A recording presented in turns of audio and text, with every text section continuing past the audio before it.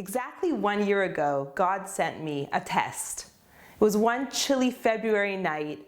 My husband and I were joyously dancing at the wedding of close friends of ours in Denver. We arrived home tired but happy.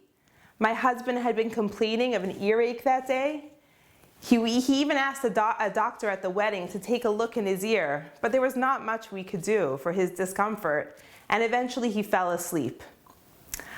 I woke up early the next morning and started getting the kids ready for school, preparing lunches, getting them dressed, carrying on with my usual busy morning activities. I noticed that my husband, Gadi, was still in bed. And this was unusual, for he usually woke up earlier than me to go to his morning prayers and do his morning learning routine. So I gently tried to wake him up, see why is he still in bed? But he wouldn't get up, and I went back to helping the kids get dressed and ready for school. But then I heard him call me. He said, "Eve, something strange has happened to me. I can't close my eye. I can't move my face. I can't smile." I ran in. I said, "What do you mean, Gadi? That's ridiculous. What are you talking about?" Sure enough, there was my husband sitting up in bed, trying so hard to wiggle his face, but only half his face had any movement. Within a few minutes and a quick Google search, we self-diagnosed his situation as Bell's palsy, which is a form of facial paralysis resulting in the cranial nerve. And it causes this inability to control your facial muscles on the affected side. Sometimes the eye cannot close. We kept on reading about it. It said that 10% of people that have Bell's palsy do not fully recover. Gadi's eyes were red and tearing from the dryness of Denver. His face looked frightening to me. He tried to smile to show me it was going to be okay, but I was such a wreck. I burst out crying. I said, "Please don't smile. It's so much worse when you smile." It was scary. I was in a state of shock. I was waiting for him to just snap out of this. But he didn't, he couldn't. I begged him to get back into bed. I said, "Just go rest, you're so tired." He was under a lot of stress at the time, and we read that Bell's palsy is often stress-induced. I said, "Just take it easy, just relax, it's gonna go away."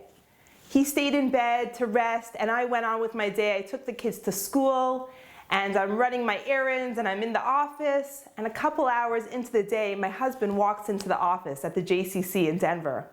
And he was going on with his day preparing for his class. When I saw him, I jumped out of my seat. I was horrified. I didn't want anyone to see him looking like that. I was horrified for him, and I was horrified for myself. I didn't even want him to go to the grocery store like that. I just wanted him to hide until everything looked normal. I even suggested him to put a big brown paper bag over his head, and I really meant it. He, on the other hand, he didn't seem to mind. He didn't seem so embarrassed.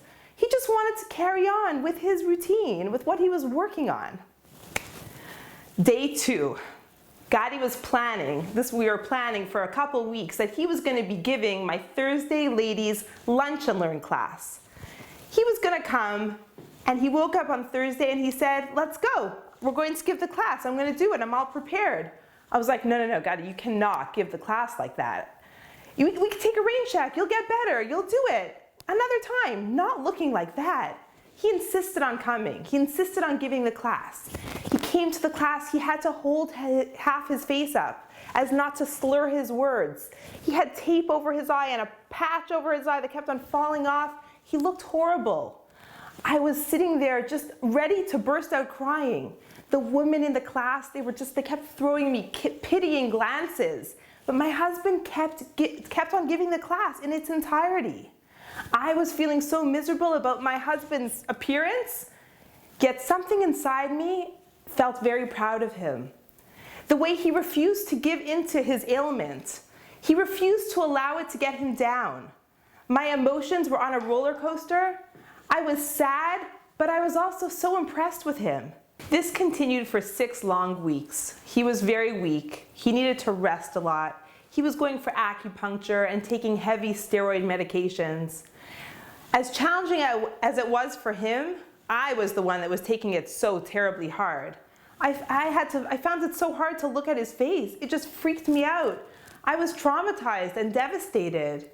I cried so much during those weeks. I was a complete wreck. But I noticed something very interesting. Our kids barely noticed it. They loved their father just the same. They weren't frightened or repulsed by his look.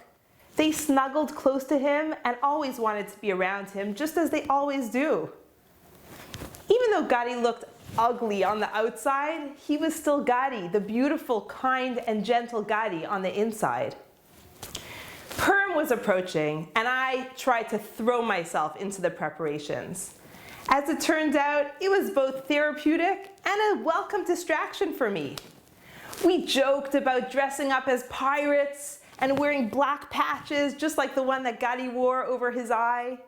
And our family, we would joke, we would laugh about all dressing up like ugly ogres, like monsters, because Gadi kind of looked like an ogre with his face not symmetric. And we laughed, and it was amazing to hear laughter again in our home. And it considerably helped me relieve my stress and my tension. Things started slowly to feel a bit better. I felt like it was going to be okay. Under that mask was my beautiful husband, Gadi. I started to ignore the stares that we got in the street. I didn't mind going out with him in public. I said, who cares what people think? He's such a beautiful person. It's not about his outer appearance, it's what's inside that counts. And slowly but surely, Gadi's face started to improve. I know that Hashem put me through this test in order to grow. I was hiding behind many masks, and I had to emerge. We all tend to hide behind masks. Those masks might be in the form of our daily jobs, our financial status, our clothing, the cars we drive, the homes we live in. But these things may only be a facade. They may not represent who we truly, really are. What about the kind acts we perform, the charity we give, the people we touch, the hardships we help people get through? These are truly representations of who we really are. On Purim, there is a custom to dress up in costume. Did you ever wonder why such a silly custom is on such a holy day? The Hebrew word for clothing is beged. It's the same root, the shoresh, of the Hebrew word boged, which means a traitor. Our clothing often betrays who we truly are. The way we dress can easily misrepresent the person. But on Purim, Hashem doesn't care so much about our outer trappings. By dressing in costumes, we're making a declaration, as if to say that our clothing is just a misrepresentation of our true self. Hashem is much more interested in our true inner essence. It's what's inside that counts. On Purim, it's what's inside that counts. May we all show our true, beautiful inner selves this Purim and always. Happy Purim.